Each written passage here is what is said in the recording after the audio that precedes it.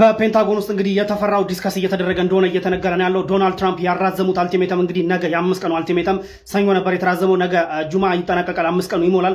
ነገር ግን በዚህ 5 ቀን ውስጥ በኢራን በኩል ምንም አይነት ለድርድር ክፍት መሆን የሚባል ነገር የለም። እንደምታውቁት የኢራንን የአሜሪካን ኦፈር ሙሉ ለሙሉ ሪጀክት አድርጋለች። ስለዚህ ድርድር የማይሆን ከሆነና ዶናልድ ትራምፕ እንግዲህ እንደራደር ብለው ለምነው በኢራን በኩል እስካሁን ድረስ እምቢ እንደተባለ ነውና እምቢ መባሉ ከተቀጠለ ምንድነው የምናደርገው የሚሉ ነገራቶች ዲስከስ እየተደረጉ ነው። ሁለት አይነት ነገራቶች አሉ። አንደኛው ምንድነው በጣም ትልቅ የሆነ ፍንዳታ እና ትልቅ የሆነ አየር ጥቃት በማድረስ ኢራን ላይ በቃ አሸንፈናል፣ ጦርነቱን ጨርሰናል ብሎ መውጣት የሚል ነገር ዲስከስ የተደረገ ነው። ሁለተኛው ደግሞ የእግረኛ ወረራ ዲስከስ የተደረገ ነው።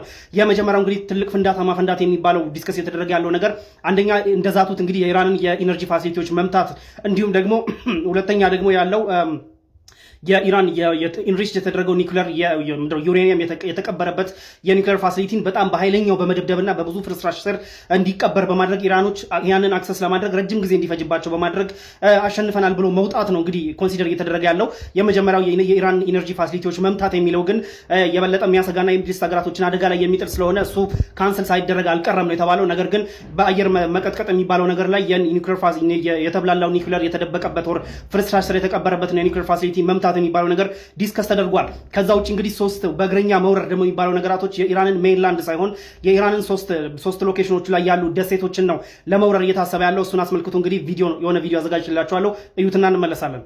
አሜሪካ እንግዲህ ለመውረር ያሰበቻቸው ደሴቶች እዚህ ጋር ሶስት ደሴቶች ናቸው እየተባለ ያለው። ኢራን እንደምታዩት እዚህ ጋር ያለችው አለች። ኢራን የመጀመሪያው ደሴት እንግዲህ ለመውረር ያሰበችው ካርግ አይላንድ የሚባለው እዚህ ጋር የምታዩትን አይላንድ ነው። ይህ አይላንድ የኢራን የነዳጅ ፋሲሊቲ የነዳጅ ሀብ የሆነ እንትን ነው፣ ደሴት ነው። እዚህ ጋር እንደምታዩት የነዳጅ ፋሲሊቲዎች አሉ፣ የነዳጅ ምንድነው ማጠራቀሚያዎች ምናምን አሉ፣ ፋሲሊቲዎች ብዙ አሉ እዚህ ላይ። እቺ ደሴት የኢራን የነዳጅ ሀብ ነች። እዚህ ጋር ደግሞ የተወሰኑ ሬዚደንሻል ኤሪያዎች አሉ፣ ሬስቶራንቶች አሉ ምናምን። እዚህ ጋር ኮንዶሚኒየሞች ምናምን ይታያሉ። የተወሰነ የሰው እንቅስቃሴ ያለበት እንዲሁም መርከቦች ዶክ ማድረጊያዎች ምናምን ነገራቶች ይታያሉ። ባጭሩ ግን ይህ ነገር ቢኖርም በሰሜኑ በኩል በተወሰነ መልኩ እንግዲህ ምድረ በዳ ነው የሚታየው። ለማንኛውም ግን ሜን የሆነው የኢራን ዋናው የነዳጅ ፋሲሊቲ ያለው እንግዲህ ካርግ ውስጥ መሆኑን ተከትሎ ይህንን ለመውረርና ኢራን ነዳጇን እንዳትሸጥ ብሎክ ለማድረግ ነው የመጀመሪያው ስትራቴጂ። እንግዲህ ይህንን ብሎክ በማድረግ ኢራን እንደ ልቧ ነዳጇን እንዳትሸጥ፣ ይህ ደግሞ የበለጠ ጫና ያሳድርባትና ወደ ድርድር ያመጣታል የሚል ነው እንግዲህ የመጀመሪያው ካልኩሌሽን ማለት ነው። ባይ ዘ ዌይ የቺ ካርግ አይላንድ ከአንዷ ጫፍ ወደ አንዷ ጫፍ ለመሄድ 8 ኪሎ ሜትር ነች እና በጣም ትንሽ አይላንድ ነች። እቺን ለመቆጣጠር ነው የመጀመሪያው ሀሳብ። በሁለተኛ በኩል እንግዲህ እዚህ ወደ ሁርሙዝ ሰርጥ ስንመጣ ሁርሙዝ ሰርጥ መግቢያ ላይ ኦር ሴንተሩ ላይ ያለው ላርክ አይላንድ እና አካባቢው ላይ ያሉትን ሌሎች አነስ ያሉ አይላንዶችን መቆጣጠር ነው ሀሳቡ። ይህ የምታዩት ላርክ አይላንድ በጣም ምድረ በዳ ነው፣ ዙሪያው ሙሉ ምድረ በዳ ቢሆንም ግን ኢራን እዚህ ውስጥ ባንከሮች፣ ሚሊተሪ ባንከሮች አሏት፣ እንዲሁም ራዳር ሲስተሞች አሏት፣ የመርከቦችን ሙቭመንት ዲቴክት የምታደርግበት እንዲሁም ደግሞ የሚያልፉ መርከቦችን የምትመታባቸው የሚሳይል ፋሲሊቲዎች እንግዲህ እዚህ ደሴት ላይ እንዳለ ነው እየተነገረ ያለው። ይህንን ተቆጣጥሮ ይህንን አቢሊቲዋን እንድታጣና መርከቦች ፍሪሊ እንዲንቀሳቀሱ ለማድረግ ነው እንግዲህ ሌላኛው ሀሳብ የሆነው። ሶስተኛው ደግሞ በባለቤትነት ኢራን የምታስተዳድራቸው ነገር ግን ኢማራት የኔ ነው እያለች ክሌም የምታደርጋቸው እዚህ ጋር እንደምታዩት ኢማራት ቅርብ ነች፣ ዱባይ አቡ ሙሳ የሚባለውና አቡ ሙሳ አቅራቢያ ያሉ ትንንሽ ደሴቶች ናቸው። እነዚህ ለመቆጣጠርና እነዚህ ደሴቶችን እንደምታዩቸው አነስ ያሉ ቢሆንም ግን የሁርሙዝ መንገድ ላይ ነው ያሉት። ኢራን ከካርግ አይላንድ የሚጫኑ የኢራን ነዳጆች በዚህ በኩል እንዳያልፉ ብሎክ ለማድረግና ሲዝ ለማድረግ ለመያዝና ለመውረስ ይሄን ቦታ እዚህ የሁርሙዝ መንቀሳቀሻ ሴንተር ቦታ ላይ ይህንን ለመቆጣጠርና ኢራን ላይ ጫና ለማድረግ ነው እየታሰበ ያለው። እንግዲህ እነዚህን ሶስት ሎኬሽኖች ከነዚህ ሶስት ሎኬሽኖች ውስጥ አንዱን በመቆጣጠር ኢራን ላይ ጫና በማድረግ ኢራን ወደ ድርድር እንድትመጣ ፑሽ ለማድረግ ነው። እንግዲህ ከካርግ አይላንድ እንደምታዩት በዚህ ነው የሚያልፈው ነዳጁ ማለት ነው።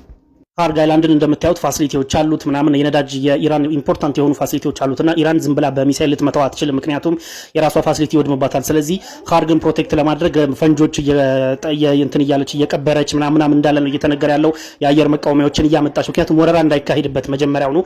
ምክንያቱም ኦልሬዲ ወታደሮች ከገቡ ካርግ አይላንድን አታክ ማድረግ ለኢራንም የሚከብድ ካልኩሌሽን ስለሚሆን ያ ሳይሆን በፊት ዝግጅት እያደረገችበት ነው ያለችው። በሌላ በኩል ግን እዚህ ያሉትን አቡ ሙሳና ላርክ የሚባሉት ግን ከሞላ ጎደል በተለይ ላርክ የሚባለው ሙሉ ለሙሉ ምድረ በዳ መሆኑን ተከትሎ እንግዲህ ምንም አይነት ዝግጅት አልተደረገበትም።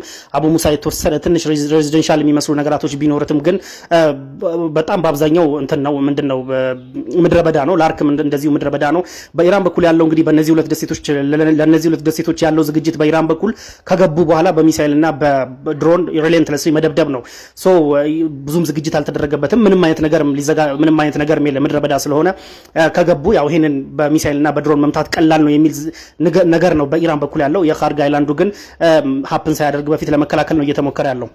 እንግዲህ ዶናልድ ትራምፕ ከነዚህ 3 ደሴቶች ውስጥ አንዱን በመያዝ በመውረር እንግዲህ በቁጥጥር ስር በመዋል ኢራን ላይ ጫና በማድረግ ኢራን ወደ ድርድር እንድትመለስ ጫና ሊያደርጉ ይፈልጋሉ። ያንን ደግሞ ወደ ድርድር ከተመለሰችላቸው ደግሞ የፈለጉትን ነገር አሳክተው እንግዲህ ለመውጣት አሸንፍን ብለው ለመውጣት እንደዚህ አይነት ፕላኖች እየተደረጉ እንደሆነ እየተነገረ ነው ያለው። ግን ይህ ፕላን እየተደረገ ያለ ቢሆንም በአሜሪካ ስቲል በአሜሪካ የሚሊተሪ አድቫይዘሮች እንዲሁም ፔንታጎንስ ራሱ ባሉት ውስጥ የእግረኛ ሰራዊት መግባት የሚባለው ነገር የሚያስኬድ ነገር አይደለም። ከፍተኛ የሆነ የሂውማን ሎስ የሰው ኃይል እናጣለን፣ የአሜሪካ ወታደሮች ከፍተኛ የሆነ ይጎዳሉ እናጣለን የሚል እየተነገራቸው ነው፣ እየተመከሩ እንዳለ ነው እየተነገረ ያለው። ዶናልድ ትራምፕ እንደምታውቁት የአየር ወለድ ሰራዊቶቻቸውን ምናምን ብዙ ሰራዊቶች ወደዛ እያንቀሳቀሱ ነውና የምር ሊያደርጉት ይችላሉ ወይስ አይችሉም የሚሉት ነገር ሊገመት የሚችል አይደለም።